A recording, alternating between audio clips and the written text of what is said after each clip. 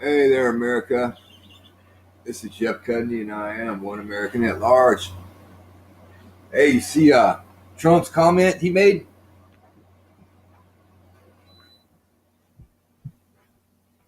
about guns before?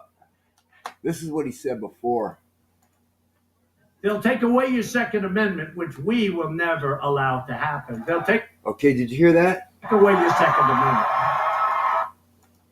They will take. They get in. They will repeal your tax cuts.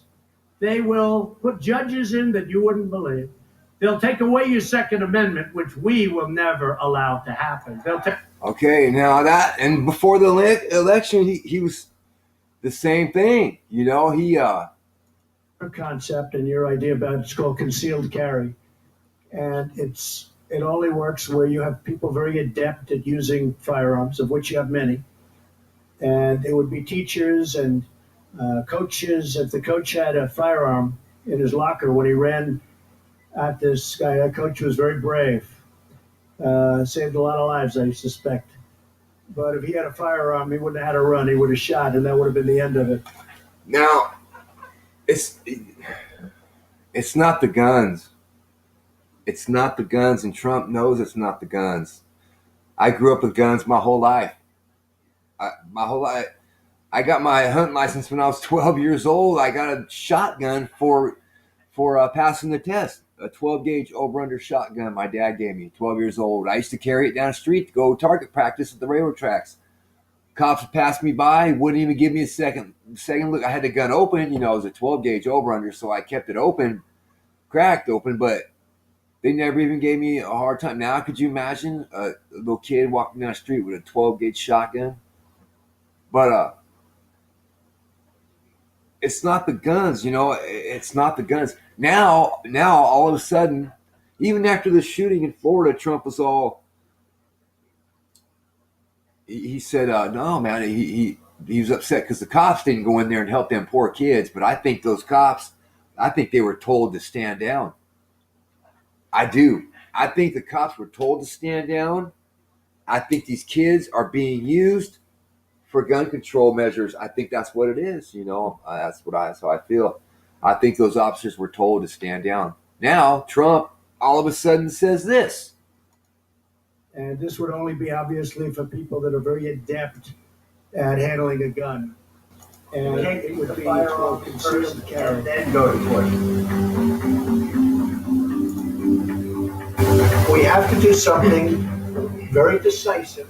Number one, you can take Only works where you have people very adept at. you could judge easily or mentally. The firearms first and then go to take the firearms first and then go to court. Can you believe that? That's not how America works. What, now you want to go door to door, kicking doors in and take the firearm? I hope Trump isn't going to turn on it, man. You know what? It's got me so nervous. You know, I've been thinking about the whole thing, and with the wars, these continued wars, and even Syria, man. You know, I don't understand why Trump bombed Syria so fast. I don't understand that. He didn't wait for no report. He didn't. And another thing I heard, they changed it from napalm to chemical weapons, from napalm to chemical, and that made the difference of whether to bomb them or not. I don't know if Trump's getting played or if he's just continuing the cycle of the war and the arming everybody, you know, over there, giving them money. And then meanwhile here, we ain't got no damn health care. I came get my teeth fixed. We ain't got no health care. You know, in the college, you know, this Fidel Castro that just died, the terrible dictator I was taught and told my whole life what a terrible terrorist he wasn't. Come to find out, it wasn't quite like that. You know, those people over there in Cuba, the Cubans, they love that, man. And the Cubans here in the United States, they talk shit about Fidel Castro. That's because the Cubans here, when Fidel Castro went over there and took power, the Cubans here grabbed them. They were fleecing the country. They grabbed up all their money and they ran like hell to the United States. The people that left behind when Fidel Castro came into power, when he took over and took power, he took care of his people. They got health care. They got free school, college. United States, we export bombs and weapons. In Cuba, they exported doctors and scientists.